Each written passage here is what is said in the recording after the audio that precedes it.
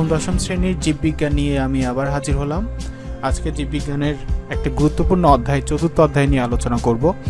বলা যায় যে এই অধ্যায়টা সচরাচর যে অধ্যায়গুলো আমরা জীববিজ্ঞান পড়ে থাকি, দেখবা যে ম্যাক্সিমাম জিনিসগুলো হচ্ছে ক্লাস 6, 7, 8 হয়তো পড়ে আসছো, সেইগুলো একটু বিস্তারিত দেওয়া। তো এই অধ্যায়টা আসলে একটু ডিফারেন্স, হয়তো এই অধ্যায়ের যে বিষয়গুলো নিয়ে আলোচনা করব সেই বিষয়টা হয়তো 6, 7, 8-এ একটুও পড়ো নাই। তোমরা হয়তো পড়ছো সালোক সংশ্লেষণটা কী পড়ছো, কিন্তু সালোক সংশ্লেষণটা কিভাবে হয়, তোমরা শোষণ হয়তো পড়ছো, কিন্তু শোষণটা কিভাবে হয় সেই বিষয়গুলো নিয়ে অধ্যায়ে আলোচনা করা হবে। তো চলো শুরু করা যাক।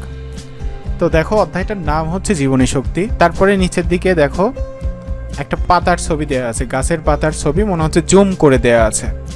আমরা জানি যে জীবনী শক্তিটা হচ্ছে সেই শক্তি যে শক্তি আমরা আমাদের জীবন ধারণের জন্য কাজে লাগাই। এই যে আমি কথা বলতেছি, কথা বলার জন্য আমার শক্তি ক্ষয় হচ্ছে। হ্যাঁ, আমি হাঁটা চলা করি, এই জন্য আমার শক্তি ক্ষয় হয়। আমার প্রতিটা পদক্ষেপের জন্য, আমরা যে প্রত্যেকটা নিঃশ্বাস নিচ্ছি, প্রতিটা নিঃশ্বাসের জন্যই আমার শক্তির দরকার হয়। এই শক্তিটা হচ্ছে জীবনী শক্তি। এই জীবনী শক্তিটা আমরা কোথা থেকে পাই? শোষণ প্রক্রিয়ায় পাই। আর শোষণটা কার হয়? খাদ্যের হয়। সেই খাদ্যটা উৎপন্ন হয় কোথায়? উদ্ভিদ দেহে। তো উদ্ভিদের পাতায় সেই খাদ্যটা মূলত উৎপন্ন হয়। তো সে কারণে আমাদের জীবনী শক্তির উৎসটা কিন্তু পাতা বলা যায়। সে কারণে পাতার ছবিটা প্রথমে দেওয়া আছে। তো অধ্যায়ের শুরুতেই আছে জীবনী শক্তি ও এটিপি এর ভূমিকা। তো জীবনী শক্তি সম্পর্কে আমরা তো শিখলাম যে আমরা জীবন ধারণের জন্য যে শক্তিটা ব্যবহার করি বা ক্ষয় হয় যে শক্তিটা, সেই শক্তিটাই হচ্ছে জীবনী শক্তি।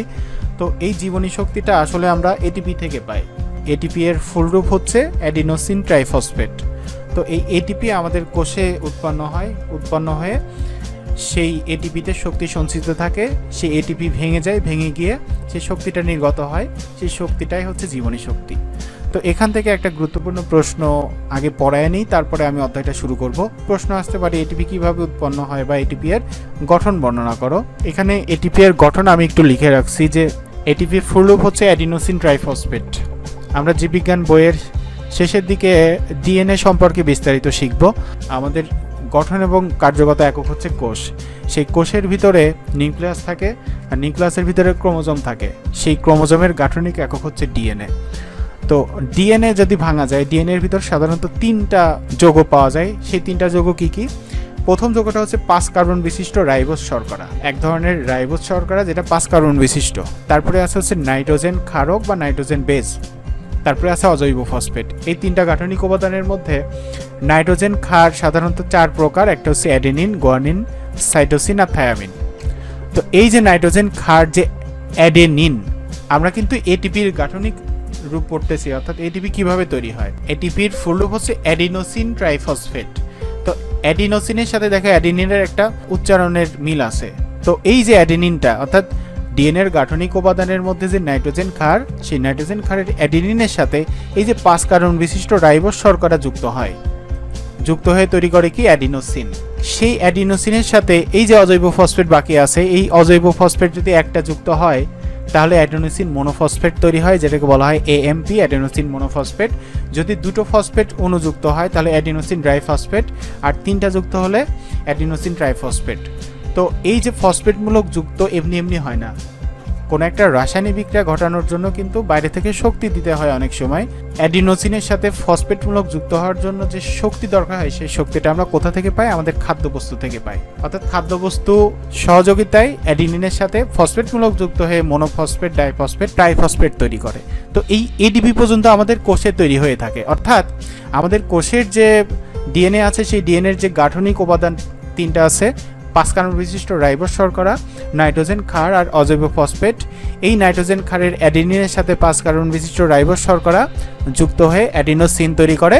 তার সাথে 2টো অজৈব ফসফেট যুক্ত হয়ে অ্যাডিনোসিন ডাইফসফেট, অর্থাৎ এডিপি তৈরি হয়ে থাকে আমাদের কোষে। এরপরে দেখো, এই যে এডিপিটা আমাদের কোষে তৈরি হয়ে থাকে, এই এডিপি আমাদের কোষে এডিপি ধরো তৈরি হয়ে আছে। এখন আমরা যখন খাবার খাই, সেই খাবারটা আমরা জানি যে হজম হয়, আমাদের পরিপাক হয়। খাবারটা মুখমণ্ডল থেকে গলবিল দিয়ে আমাদের পাকস্থলিতে যায়, পাকস্থলী থেকে ক্ষুদ্রান্তে যায়, এবং ক্ষুদ্রান্ত থেকে খাদ্যের যে উপাদান, যে সারাংশ, সেটা ভিলাই নামক একটা অভিক্ষেপ দিয়ে, আঙুলের মতো এক ধরনের অভিক্ষেপ দিয়ে আমাদের রক্তের সাথে মেশে। তো ওই রক্ত কি করে? ওই খাদ্য উপাদানটা কোথায় নিয়ে যায়? কোষে নিয়ে যায়। ওই কোষ কি করে, সেই খাদ্য থেকে শক্তি উৎপন্ন করে, সেই শক্তিটা এই এডিপি কাজে লাগায়। এডিপি হচ্ছে সেই শক্তিটা কাজে লাগায়া একটা ফসফেট মূলক যুক্ত হয় এডিপির সাথে। ফসফেট মূলক যুক্ত হয়ে তৈরি করে অ্যাডিনোসিন ট্রাইফসফেট বা এটিপি তৈরি করে। এই যে এডিপি থেকে এটিপি তৈরি হওয়ার প্রক্রিয়াকে বলা হয় ফসফোরাইলেশন। অর্থাৎ এডিপির সাথে যদি অজৈব ফসফেট যুক্ত হয় তাহলে এটিপি তৈরি হয়, এই বিক্রিয়াকে বলা হয় ফসফোরাইলেশন। এই যে দেখো খাবার থেকে যে শক্তিটা পাইলাম আমরা, সেই শক্তিটার সহযোগিতায় এডিপি ফসফেটের সাথে যুক্ত হয়ে এটিপি তৈরি করলো এবং এই খাবারের শক্তিটা এটিপির ভিতরে জমা থাকে। তো এটিপির ভিতরে খাবারের শক্তিটা সাধারণত জমা থাকে, কিন্তু তো আমাদের চলাচলের জন্য বা আমাদের জীবন ধারণের জন্য আমাদের শক্তি দরকার হয়। যখনই শক্তি দরকার হয় তখন এটিপিটা ভেঙে যায়, এটিপি ভেঙে গিয়ে আবার এডিপি উৎপন্ন হয়, অর্থাৎ একটা ফসফেট মূলক আলাদা হয়ে যায়, ফলে এটিপি থেকে আবার এডিপি তৈরি হয় এবং যে শক্তিটা গ্রহণ করছিল সেই শক্তিটা তখন নির্গত হয়। এই যে এটিপি ভেঙে এডিপি তৈরি হলো, এই প্রক্রিয়াকে বলা হয় ডিফসফোরাইলেশন। অর্থাৎ এডিপি থেকে এডিপি তৈরি হওয়ার প্রক্রিয়াকে বলা হয় ফসফোরাইলেশন, আবার উল্টো ঘটনা এটিপি থেকে এডিপি তৈরি হওয়ার প্রক্রিয়াকে বলা হয় ডিফসফোরাইলেশন। এই যে শক্তিটা নির্গত হয় এই শক্তিটাই হচ্ছে জীবনী শক্তি। এই জীবনী শক্তিটা আমরা কাজে লাগায়া দৈনন্দিন কাজকর্ম করে থাকি। এখান থেকে কিন্তু প্রশ্ন আসতে পারে যে জীবনী শক্তি কিভাবে উৎপন্ন হয়, প্রশ্নটা আসতে পারে। তো দেখো এটিপির কাজটা কি। এটিপি দেখো খাবার থেকে যে শক্তিটা আসতেছে সেই শক্তিটা এটিপি কাজে লাগায় এটিপি তৈরি করতেছে, অর্থাৎ এটিপির ভিতরে এই খাবার থেকে পাওয়া শক্তিটা সঞ্চিত থাকে এবং আমাদের যখন শক্তির প্রয়োজন হয় তখন এটিপি আবার ভেঙে যায়, ভেঙে গিয়ে সেই শক্তিটা নির্গত হয়। তার মানে বলা যায় যে এটিপি এক ধরনের মজুতকারক, অর্থাৎ শক্তি মজুত করে রাখে। তোমার সম্পদটা দেখো মুদ্রা কি করে, জমা রাখে। তো এটিপিটা দেখো ওরকম আমাদের জীবন ধারণের জন্য যে শক্তিটা প্রয়োজন হয় সেই শক্তিটাকে জমা রাখে। সে কারণে এটিপিকে বলা হয় জৈব মুদ্রা। মুদ্রা যেমন সম্পদকে জমা রাখে, ওরকম এটিপি শক্তিকে জমা রাখে। সে কারণে এটিপি হচ্ছে জৈব মুদ্রা বা বায়োলজিক্যাল কয়েন বলা হয়।